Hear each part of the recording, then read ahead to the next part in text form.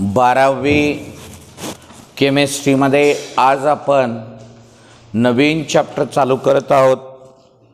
त्या चॅप्टरचं नाव आहे ionic equilibria. टाका हेडिंग.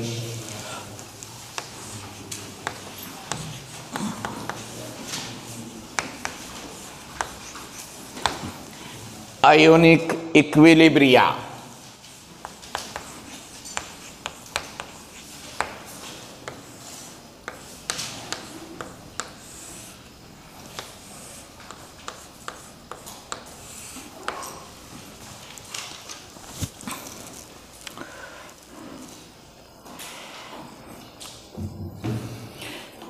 आयोनिक इक्विलिब्रिया सुरुवात करत असताना आपणाला इलेक्ट्रोलाइट, स्ट्रॉंग इलेक्ट्रोलाइट आणि वीक इलेक्ट्रोलाइट अशा सुरुवातीला काही डेफिनेशन बघायचे.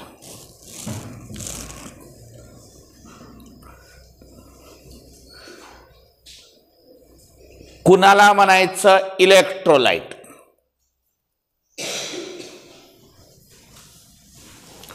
इलेक्ट्रोलाइट हा जो शब्द आहे तो कुणासाठी लागू पडतो बघा.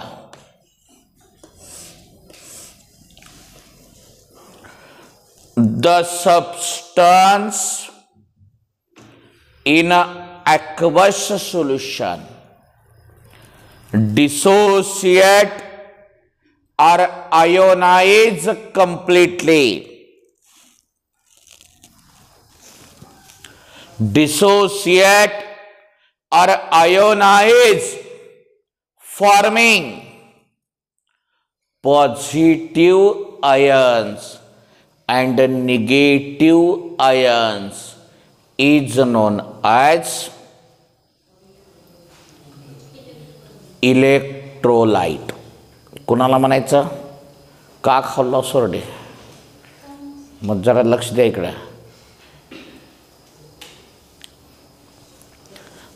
The substance in aqueous solution म्हणजे पाण्यात. आता समजा खडू आहे, या खडूला इलेक्ट्रोलाइट कधी म्हणायचं?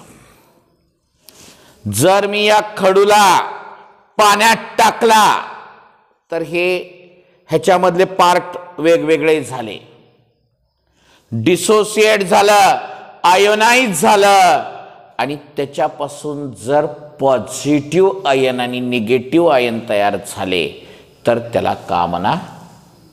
मीठ माहित आहे तुम्हाला?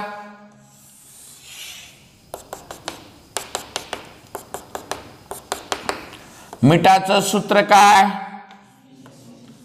NaCl. हे मीठ जर आपण पाण्यात टाकलं तर हे मीठ पाण्यात विरघळतंय का विरघळत नाही? विरघळतंय. म्हणजे काय होत असतंय? NaCl मीठ पाण्यात विरघळलंय म्हणजे का होलंय? Na+ आयन आणि Cl- आयन वेगवेगळे होलेलेत. Na+ आणि Cl- आयन वेगवेगळे होलेले, त्यालाच का म्हणायचं? इलेक्ट्रोलाइट. द सबस्टन्स म्हणजे NaCl आहे, थोडक्यात लक्षात घ्या. In aqueous solution. aqueous solution म्हणजे कुठलं?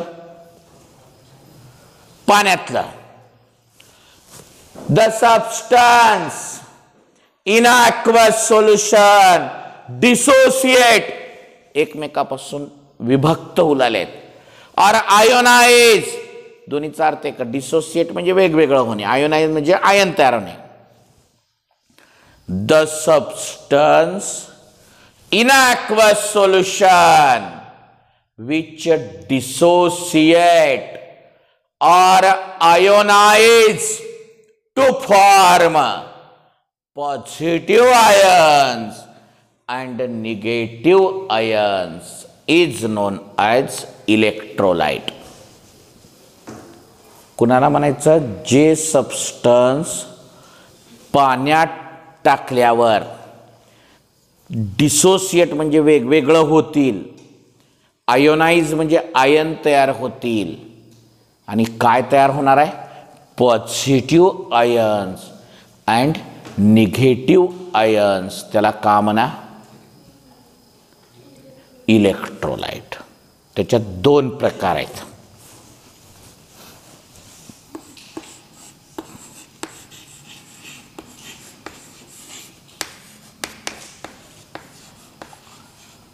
Strong electrolyte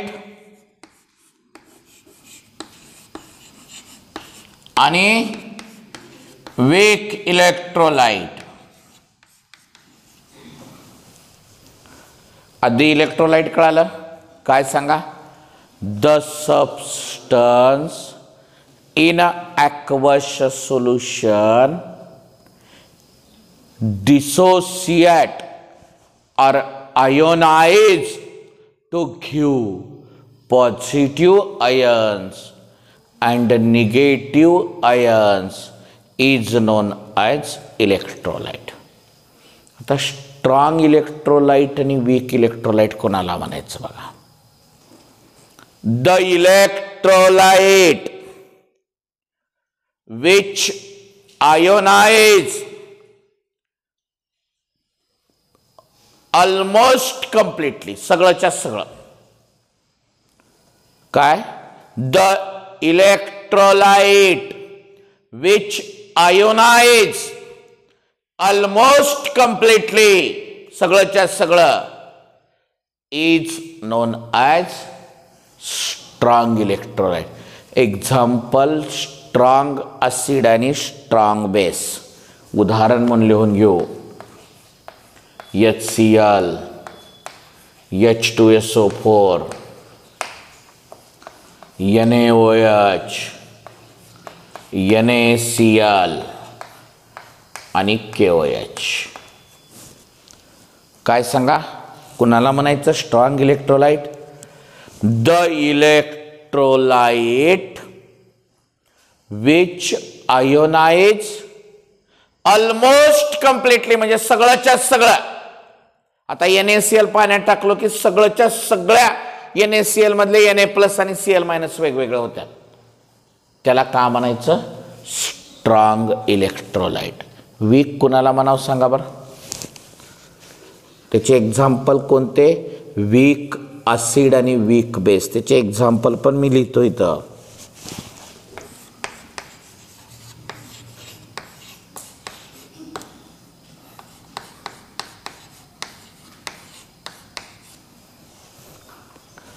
The electrolyte which ionize or dissociate, असं वरी बी म्हणू खाली बी म्हणू.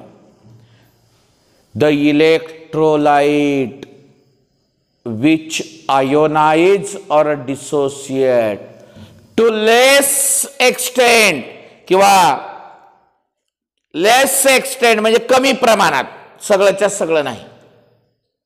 काय सांगा, आता हे सांगू काय, CH3COH. तुम्ही म्हणताल कसं ओळखायचं,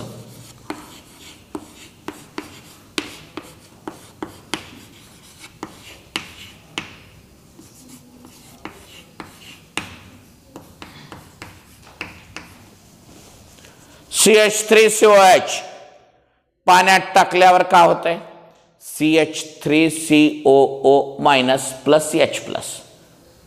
आपण याला वीक इलेक्ट्रोलाइट का म्हणायचं, कारण या CH3COH मध्ये टोटल हायड्रोजनची संख्या किती आहे, 4. पण डिसोसिएट किती होल्यात, एकच. कारण 4 हायड्रोजन म्हणलं की H+ असतो. मग आपणाला या मॉलिक्यूलमध्ये हायड्रोजनची संख्या दिसलेल्या 4, पण डिसोसिएट होल्यात एकच. डिसोसिएट किती होल्यात, एकच.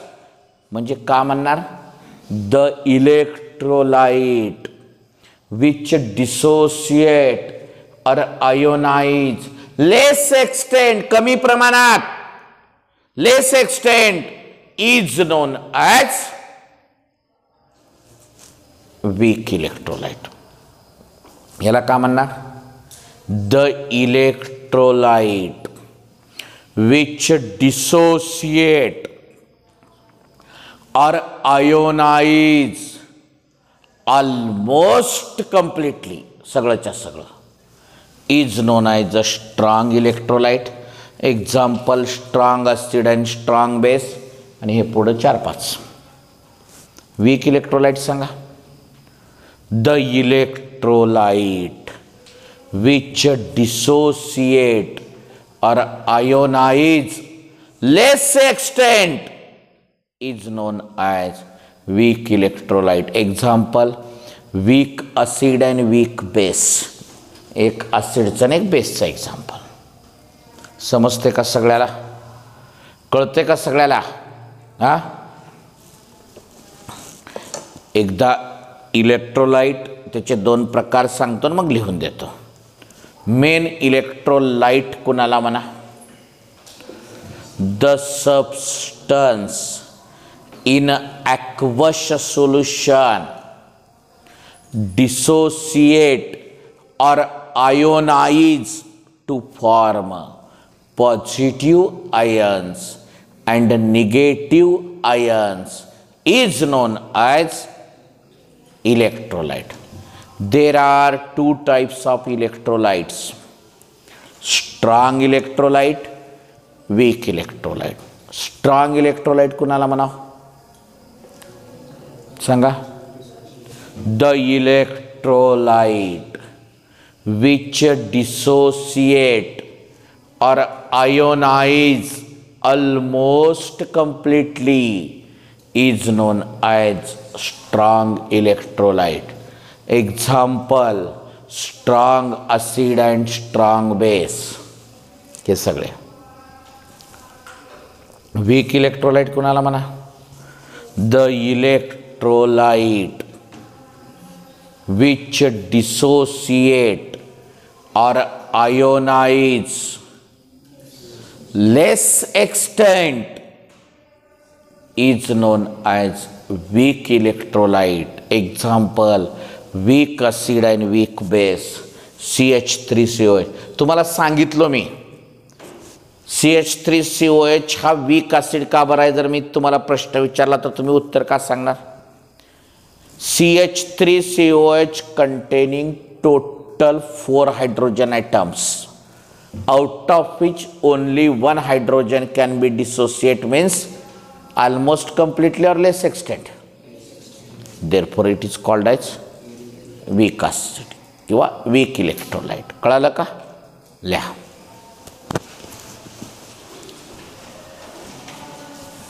टाका heading electrolyte.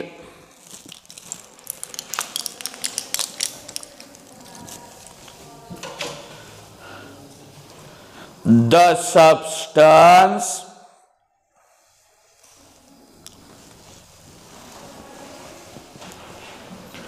in an aqueous solution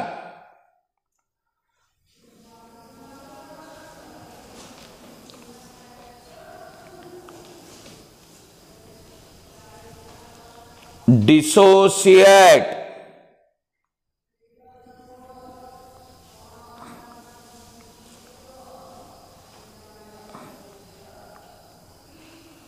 or ionize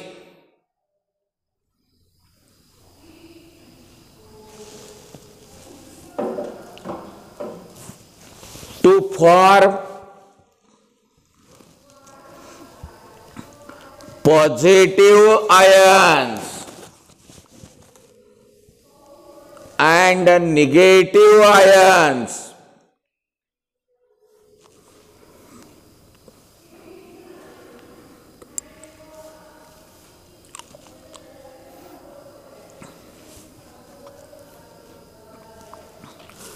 is known as electrolyte. Types: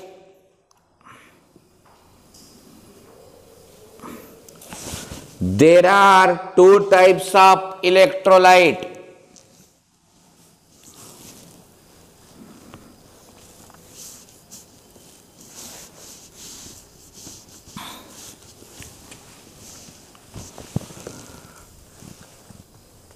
number 1 strong electrolyte,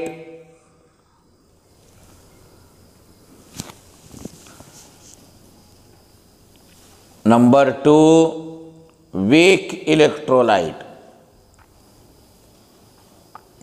परत एक कोळ जागा सोडून टाका heading strong electrolyte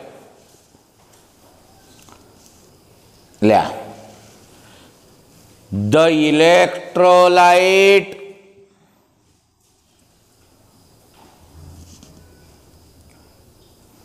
which dissociate or ionize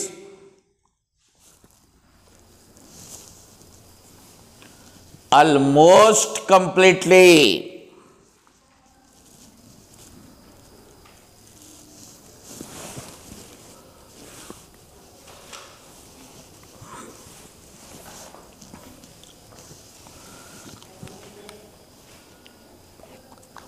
is known as strong electrolyte.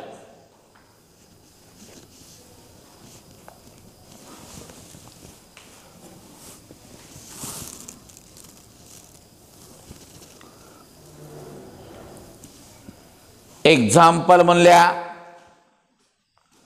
Strong acid and strong base. आणि बोर्डावरले सगळे example लिहून घ्या. HCl H2SO4 NaOH NaCl KOH.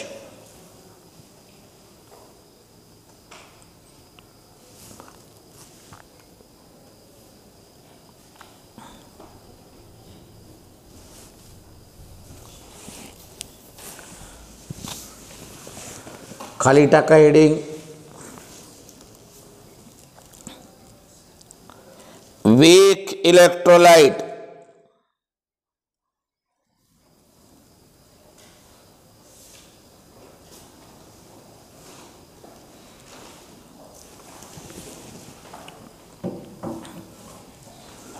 लिहा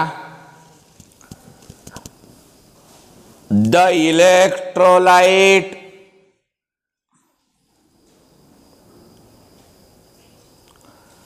which dissociate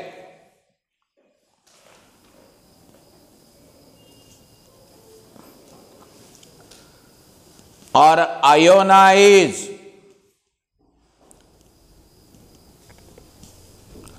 to less extent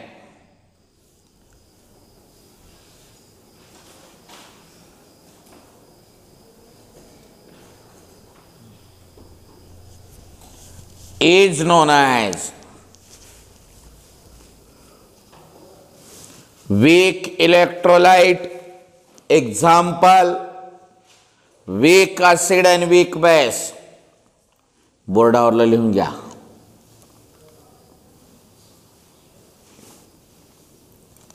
example CH3COH आणि NH4OH.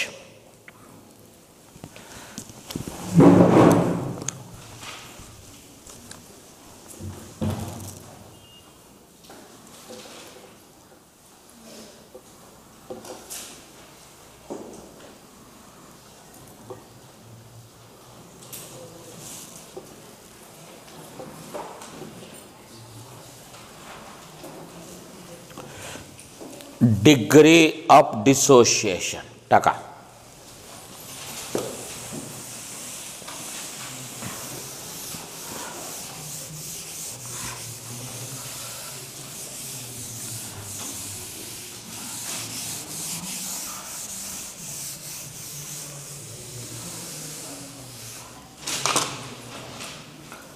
Degree of dissociation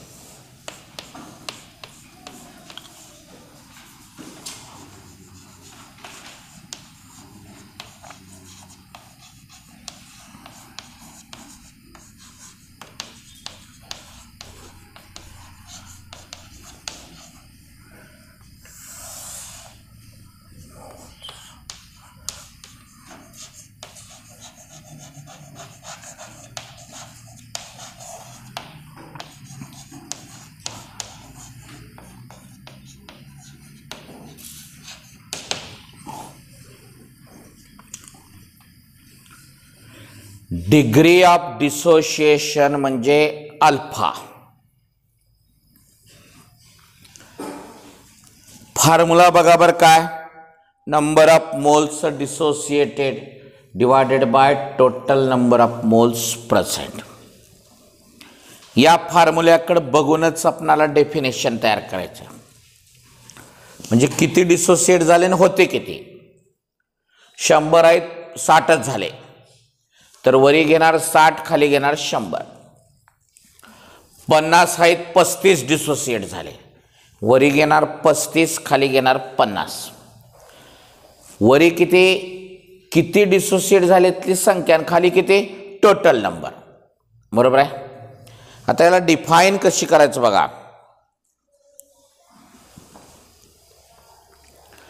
it is the fraction of total number of moles dissociate into it's ion. काय सांगा, याचा अर्थ काय सांगा. Total number of ions, total number of moles of ion dissociate. किती ions dissociate होलेत. बरोबर आहे. Number of moles dissociated divided by number of total number of moles present. आपण मोलच्याच भाषेमध्ये त्याची डेफिनेशन घेऊ. It is the fraction of total number of moles of an electrolyte dissociate into its ions is known as degree of dissociation. It is denoted by alpha आणि खाली formula काय सांगा. It is the fraction म्हणजे कळते ना, fraction ratio. It is the fraction of कुणाचा, total number of moles of an electrolyte dissociate into its ions. कुठं dissociate होणार आहेत त्याने, आयन मध्ये. काय सांगा. It is the fraction of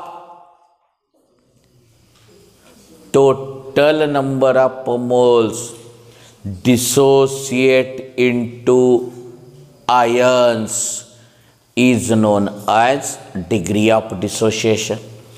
It is denoted by alpha आणि फॉर्म्युला कळालं. लिहा.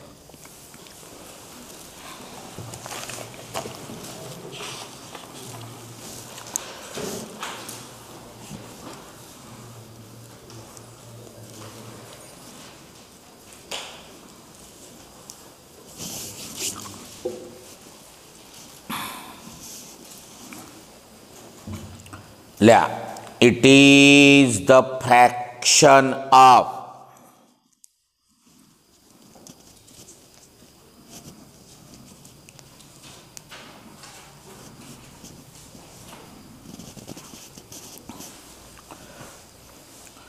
total number of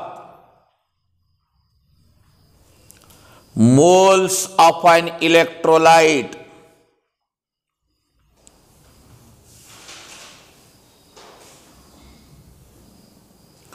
dissociate into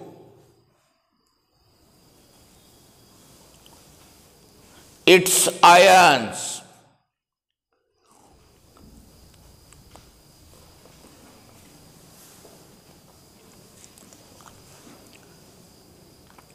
is known as degree of dissociation.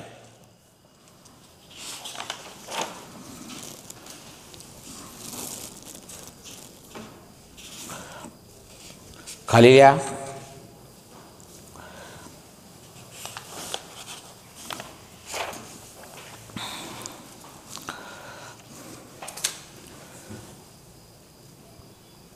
It is denoted by alpha.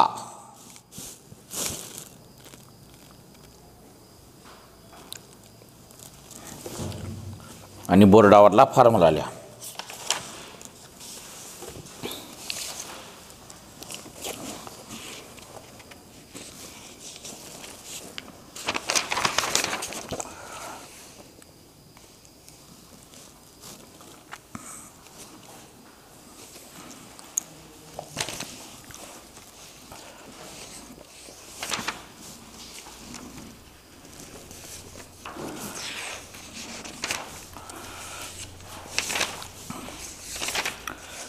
ह्याच्यात बी काही प्रॉब्लेम आहेत बरं का.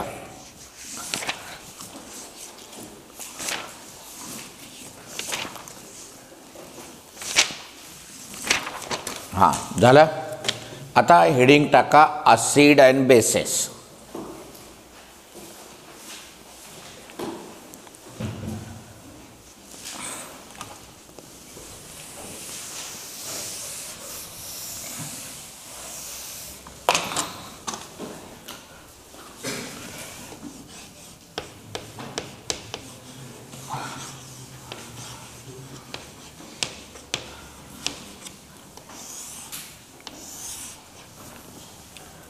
तुमच्या सिलेबसमध्ये 3 प्रकारच्या थिअरी आहेत. पहिली आहे अरेनियस थिअरी.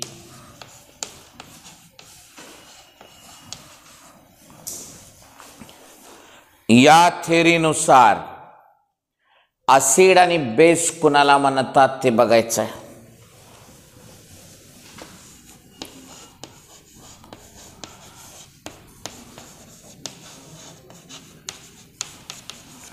दुसरी आहे लॉरी ब्रॉन्स्टेड थिअरी आणि तिसरी आहे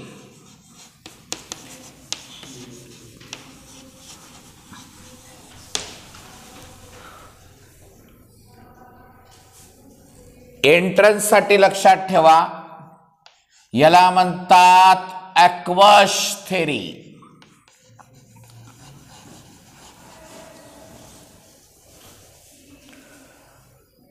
ॲक्वसशी निगडीत आहे, पाण्याशी निगडीत आहे.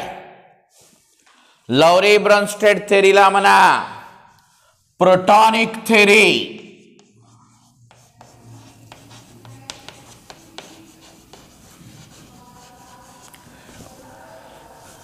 आणि लेविस थिअरीला म्हणा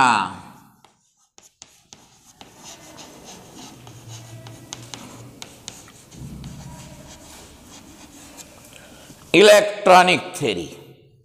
तुम्ही म्हणसाल की ह्याला असे नावं मी अगोदर का सांगितलं, कारण ज्या वेळेस या सगळ्या थिअरी कंप्लीट होतील तेव्हा तुम्हाला याचा अर्थ कळेल. अरेनियस थिअरीला ॲक्वस थिअरी का म्हणलंय? अरेनियस थिअरीनुसार ॲसिड कुणाला म्हणायचं माहिती आहे का? The substance which gives H+ ion when dissolved in water. हा खडू ॲसिड कधी आहे? पाण्यात टाकल्यावर जर ह्याच्यामधून H+ आयन बाहेर पडला तर त्याला का म्हणा? ॲसिड. हा खडू पाण्यात टाकल्यावर जर ह्याच्यामधून OH- आयन बाहेर पडला तर ह्याला का म्हणा? बेस. म्हणजे शेवटी पाण्यात टाकल्याशिवाय कळणार नाही, म्हणून त्या थिअरीला नाव का पडलं? Aqueous theory. ह्याला प्रोटॉनिक का म्हणलंय? The substance which has a tendency to donate a proton. जो सबस्टन्स प्रोटॉन डोनेट करतो त्याला ॲसिड म्हणलंय. The substance which has a tendency to accept proton is known as base. म्हणजे डेफिनेशनचा विचार केल्यावर कुणाशी निगडीत आहे? प्रोटॉनशी, म्हणून त्याला का म्हणलंय? प्रोटॉनिक थिअरी. लेविस थिअरी कुणाला म्हणलं बा? हे डिटेलमध्ये बघणार बरं का आपण पुढं. एक मी शॉर्टकटमध्ये तुमच्या डोक्यात घाललो आहे की अरेनियस थिअरी म्हणजे ॲक्वस का बरं म्हणलं असेल त्याला. ब्रॉन्स्टेड लौरी थेरी म्हणजे त्याला प्रोटॉनिक थेरी का बरं म्हणलं असेल, आणि लेविस थेरीला इलेक्ट्रॉनिक थेरी का म्हणलं असेल. लेविस थेरीनुसार ॲसिड कुणाला म्हणायचं बघा, the substance which has a tendency to accept electron pair. जो सबस्टन्स इलेक्ट्रॉन पेअर ॲक्सेप्ट करतो त्याला ॲसिड म्हणलंय. आणि बेस कुणाला म्हणलंय, the substance which has a tendency to donate electron pair is known as base. म्हणजे डेफिनेशनचा विचार केल्यानंतर कुणाशी निगडीत आहे माहिती, इलेक्ट्रॉनचे निगडीत आहे, म्हणून त्या थेरीचं नाव का पडलं इलेक्ट्रॉनिक थेरी. कळालं. मी फक्त डेफिनेशन सांगितले तिन्हीनुसार, प्रत्येक थेरी डिटेलमध्ये बघायची आपणाला. इथं काय सांगा, अरेनियस थेरी कुणाला म्हणतात, the substance which gives H+ ion.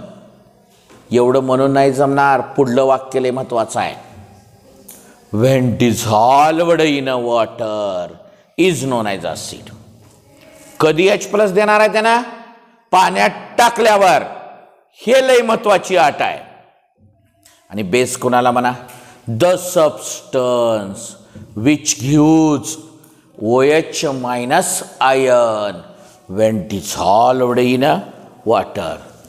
H+ झालं काय, OH- झालं काय, पण कंडिशन कोणती मेन आहे, when dissolved in a water. Water म्हणजेच कोण, ॲक्वस. म्हणून या थेरीला का म्हणलंय आपण, ॲक्वस थेरी. ब्रॉन्स्टेड लौरी थेरीनुसार ॲसिड कुणाला म्हणायचं, the substance which has a tendency to donate proton. जो सबस्टन्स प्रोटॉन डोनेट करतो त्याला का म्हणा, ॲसिड. आणि बेस कुणाला म्हणा, the substance which has a tendency to accept proton is known as base. म्हणून या थेरीला नाव का पडलं, प्रोटॉनिक थेरी. लेविस थेरीनुसार ॲसिड आणि बेस कुणाला म्हणायचा, the substance which has a tendency to accept electron pair is known as acid. आणि बेस कुणाला म्हणायचं, the substance which has a tendency to donate electron pair is known as base. डिटेलमध्ये बघूयात, एवढे 3 वाक्य लिहून ठेवा फक्त.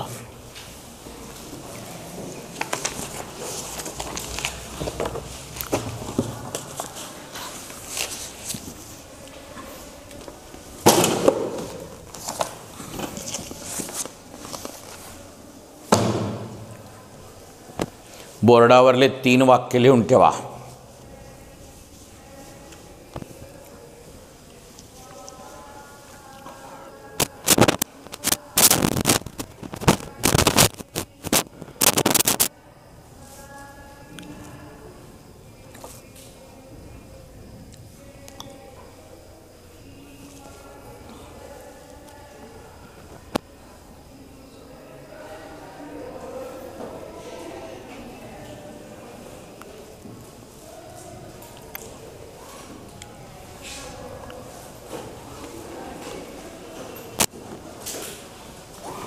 झालं.